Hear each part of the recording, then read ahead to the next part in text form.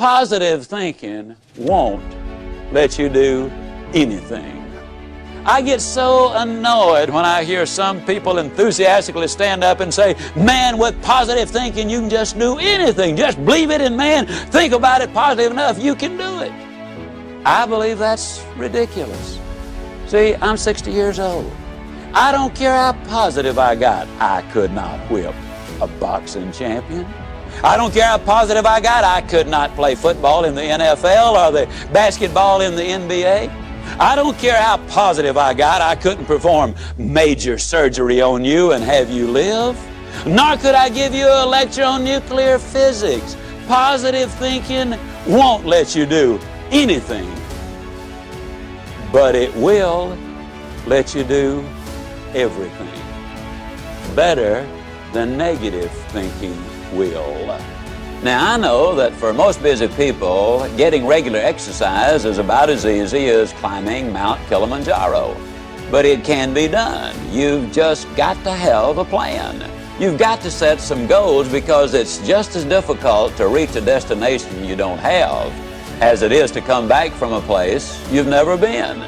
Unless you have definite, precise, clearly defined goals, you will not realize the maximum potential that lies within you. And this applies to every aspect of your life, not just to exercise. Now, here's some steps you can take towards that end. First, identify your goals. And next, set a deadline for reaching them. Make a list of obstacles you have to overcome to reach your goals. Identify the people who can help you overcome those obstacles, and make a list of skills you have and those you need to achieve your goals, and then develop a plan. Now, a word about goals themselves. There are 7 different kinds of goals. There are physical, financial, spiritual, career, family, mental, and social. And these 7 types of goals share several characteristics. First, to be effective, they must effect change. We must have some big goals, because thinking big creates the excitement necessary for accomplishment. Second, you must have some long-range goals so that short-range frustrations don't stop you in your tracks. Occasionally, circumstances do arise that are beyond your control, and oftentimes obstacles such as market changes, sickness, accidents, or family problems can be pretty intimidating. But by keeping your eye on the prize, you will find that the excitement of winning that prize will carry you through the tough times. Third, if you don't have daily objectives, you qualify as a dreamer and not as a doer. Dreamers are fine, provided they build foundations under their dreams by working daily towards them. Often, the difference between the great and the near great is the awareness that making it big means working every day towards our long-range objectives. And 4, your goals must be specific, not vague or general. If you want a new home, for example, know every detail of that house. How many square feet, number of rooms and bathrooms, the shape of the living room, the type and kind of lot, its location. If it's a car you're dreaming about, picture the make, the model, the color, and every option you want it to have. You see, if you want to reach your goal, you must see it, be able to smell, to touch, and to taste it. Know how it looks and what it feels like in your own mind. Before you can reach that goal, you see, it is true that whether you think you can or think you can't, you are generally right. Step number 6, you need to feed your mind with the good, the clean, the pure, the powerful, and the positive. Let me ask you a question. If I were to come into your living room one day with a pail of garbage and dump it on your living room floor, what do you think you'd do? I bet I can answer the question. You would either get your gun and say to me, now Ziglar, I'll bet you can clean that up. Or you'd get on the telephone and you'd call the police. Or you'd whip me as long as I was there. Those are things he would probably do. I mean, and then for months you'd be talking about this crazy guy came in my home, dumped garbage on the floor, ought to shot him. As a matter of fact, I wish I had. But we could clean the garbage up off your living room floor. But what about the garbage that we dump in our mind every single day? Einstein said that it takes 11 correct inputs to overcome one incorrect input. And a lot of the things which go in our minds and in our children's minds is not a thing in the world but pure garbage. I would ask you to do this. Evaluate what you read and what you view. Evaluate it in this light. Will this really help me to accomplish my objectives in life? Or is this going to be a deterrent to me accomplishing my objectives in life? Remember, you're what you are and where you are because of what's gone into your mind. And you can change what you are, you can change where you are by changing what goes into your mind. Now, as you probably suspect, I'm an absolute enthusiast about the cassette recorder. I believe it's the most fascinating educational tool that we have in our country. I was a visiting scholar for the University of Southern California for 2 years. One of the things they discovered was that if you live in a metropolitan area and drive 12,000 miles a year, that in 3 years' time you can acquire the equivalent of 2 years of college education. You can learn virtually anything you want to know about finances, foreign languages, the Bible, how to set goals, how to close sales, how to plan your life. You can learn so many things while you're there in your car. Feed your mind. Second thing I would encourage you to do is start reading something good every day. Did you know if you read 20 minutes a day and you're an average reader, that at the end of the year you will have read 20 200-page books, and that the average American only reads one good book a year? Think of what an advantage that will give you over the competition in whatever field you're in. Now, who does these things? Well, Mary Kay Ash of Mary Kay Cosmetics told me that she would never get in her car without a cassette that she could listen to while she was going somewhere. H.L. Hunt, worth $3 billion at his death, listened to cassette recordings until after he was 80 years old. Wallace Johnson, one of the co-founders of Holiday Inns International, over 80 years old, tells me he listens every day and reads at least 2 good books every month. Alan Bean, one of the astronauts who walked on the moon, told me that the astronauts on their way to the moon and back, and please understand, these people have the best self-images, the most clearly defined goals, the most positive mental attitude. They're the most confident, competent people as a group maybe that our country has. But these people were listening to motivational recordings on their way to the moon and back. And what a delight it is for me to be able to say that some of the recordings they were listening to were fantastic. You need to feed your mind. Now, a lot of times people say, yeah, you know, when I'm down in the dumps just a little bit, I really enjoy listening because it gives me a lift. Well, I'm glad to hear that, but let me give you the most surprising news maybe you've ever heard. It's good to listen when you're down. But folks, the ideal time to listen is when you're sky high. Let me tell you why. When you're down, sometimes you grab at straws, and sometimes you grab the wrong straw. Also, a lot of times, and here's the real benefit to listening, it triggers your imagination, stirs up all of the stored information which you already have in your mind, and a lot of the good ideas then come forth. But if you're too down to accept them, then you turn away the very best ideas of all. Listen when you're up. And then with those endorphins popping, and they do pop as a result of listening to good motivational recordings, when you listen then and new ideas pop in your mind, it generates even more excitement. Here's what we've discovered. You need to listen at least 16 times to get the complete message. That's the reason I say listen to this over 16 times, because you will get all of it then. It will become a part of you. Let me say it again.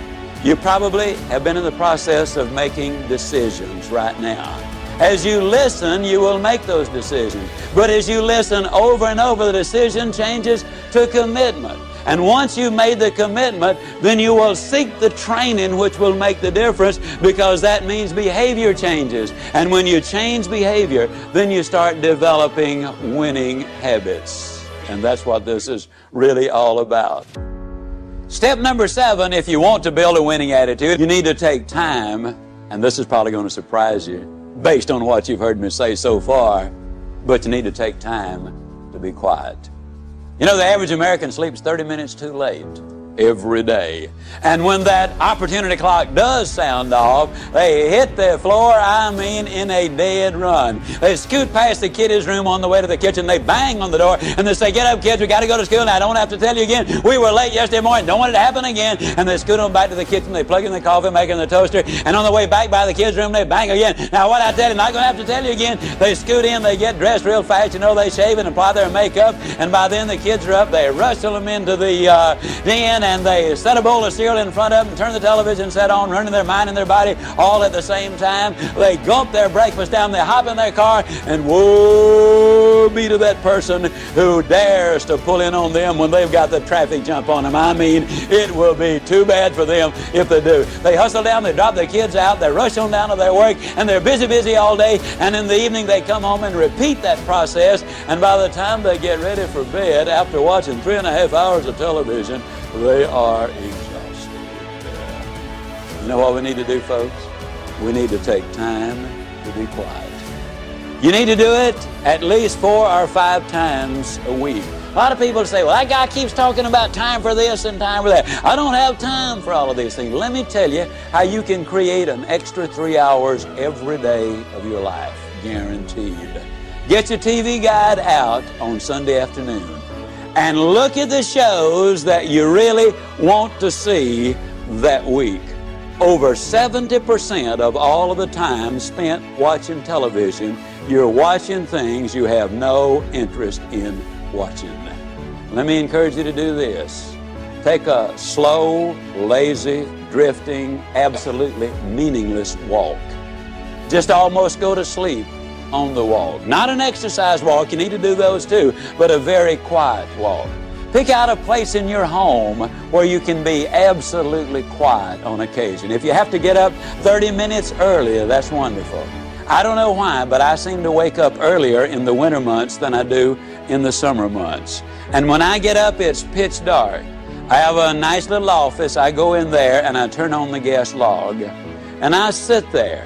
And every time I do that, without exception, I have the most exciting day of my life. I simply run through my mind the things I'm going to be doing. As you plan the day, as you think of all of the things we've got to be excited about, it really does renew your energy and it gets you excited about the day. Now let me tell you something.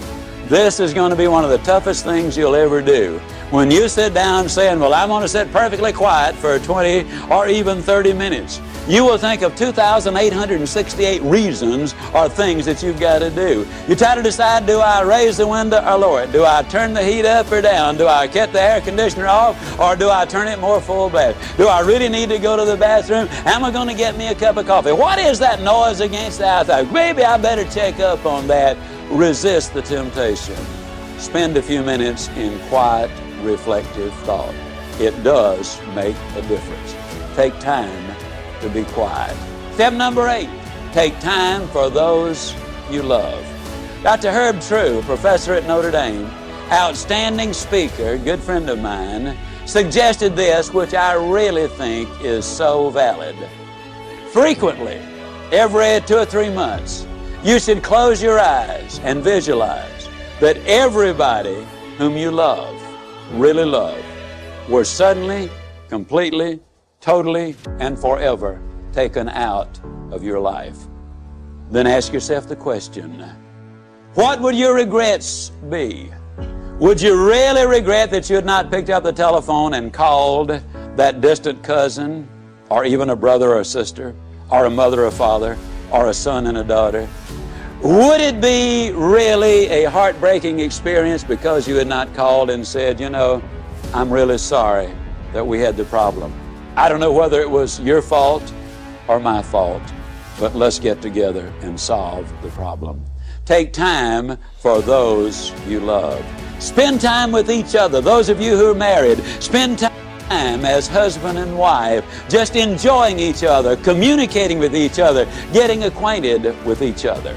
Earlier I said all of the studies revealed that if there is that close relationship, then success is more likely to come your way.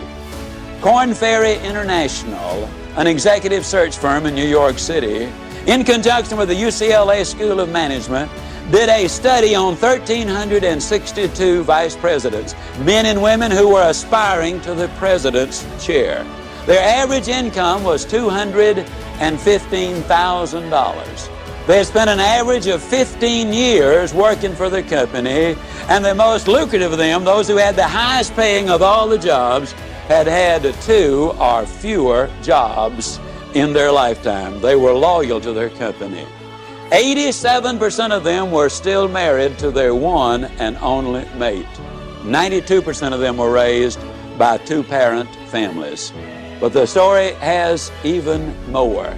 They said they considered integrity the most important characteristic in their success arsenal. 100% of them said hard work was absolutely necessary. 89% of them had 2, 3, 4, or more children.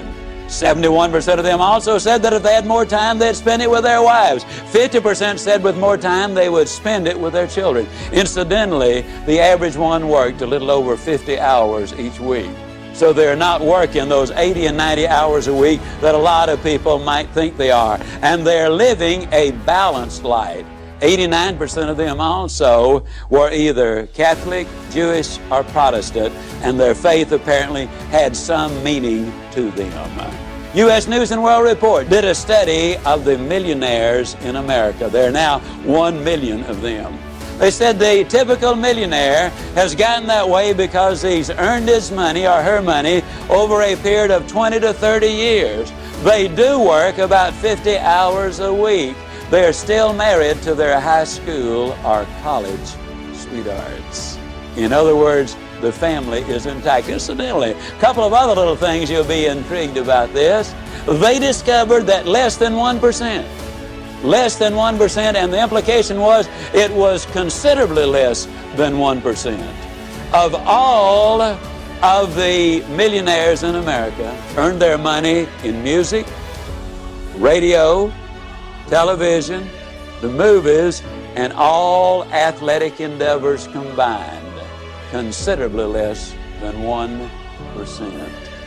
Intriguing, isn't it? Also, they discovered there are far more salespeople who are millionaires than doctors. And me being a salesman, I kind of related to that one. I thought it was neat. Now, what does all of these studies really say?